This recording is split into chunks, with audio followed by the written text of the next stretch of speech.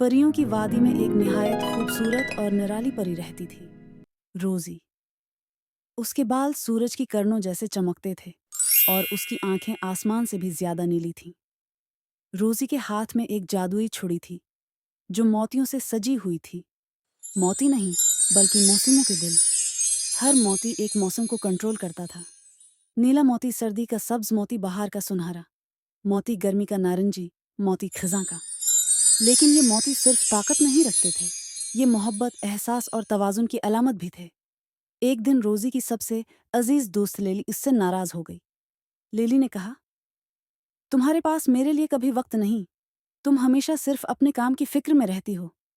रोजी को ये बात चभ गई।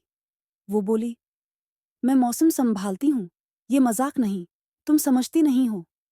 और गुस्से में वो छुरी लेकर आसमान की तरफ उड़ गई। लेकिन उस दिन उसका दिल बोझल था और हाथ लर्ज रहे थे। जब उसने जादू किया तो छुरी से रोशनी कुछ अजीब सी निकली। फूलों पर गुलाबी बर्फ पड़ गई, परिंदे उलझ गए और सूरज बर्फ जैसा ठंडा हो गया। ये एक जादुई तबाही थी। मौसम बिगड़ गए, दरख्त हैरान, जानवर परेशान और पूरा जंगल साकित। रोजी ने कोशिश की कि सब कुछ वापस मामूल पर लाए, मगर छुरी बेजान हो चुकी थी। तब उसने फैसला किया, मैं अपनी अना छोड़कर मदद मांगूंगी। और वो सीधी लेली के पास गई। लेली ने जब रोजी की आंखों में आंसू देखे तो उसका दिल पिघल गया। चलो, हम ये सब ठीक करेंगे। वो दोनों गए बाबा परी के पास, जो वादी के सबसे दाना और जादू जानने वाले बुजुर्ग थे। बाबा परी ने कहा, जब जादू दिल से जुदा हो जाए तो इसे 4 मौसमों के दिल से जोड़ना पड़ता है। मगर दिल सिर्फ उसे मिलते हैं जो महसूस करे, सिर्फ देखे नहीं। वो गई बर्फ की परी आयशा के पास, जो बर्फ के पहाड़ों में रहती थी। बर्फीली हुआ में नीला क्रिस्टल धड़क रहा था, मगर वो हाथ बढ़ाते ही दूर हट गया। आयशा ने कहा, सर्दी सिर्फ ठंड नहीं, ये खामोशी, करबत और सुकून है।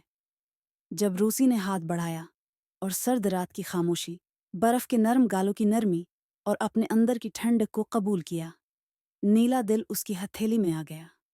फिर वो बहार की परिदिम के पास गए, जो तितलियों और खुशबुओं से बातें करती थी।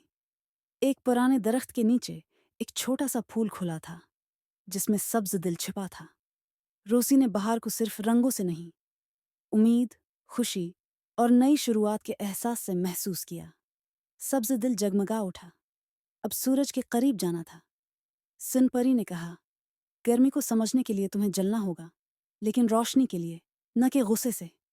रोसी ने गर्मी को मेहनत की ताकत, फसलों की खुशबू और जिंदगी की हरकत के तौर पर महसूस किया। सुनहरा दिल उसके सामने आया। आखिरी दिल खिजां का था। दरख्त साकित था। आखिरी पता अभी तक नहीं गिरा था। रोसी ने आंखें बंद कीं और कहा, खिजां एक इख्तिताम नहीं, ये शुक्रगुजारी है, वक्फा है, सांस लेने का लम्हा है। दरख्त ने अपनी शाख हिलाई और आखिरी पता खिजां का दिल बनकर जमीन पर आ गिरा। रोसी ने सारे दिल अपनी छुड़ी में रखे, मगर जादू अब भी नहीं चला। बाबा परी ने कहा, ताकत छुड़ी में नहीं, नीयत में है। रोजी ने गहरी सांस ली, आंखें बंद कीं और दोस्ती, तवाजुन, मोहब्बत और आजिज़ी को दिल से महसूस किया।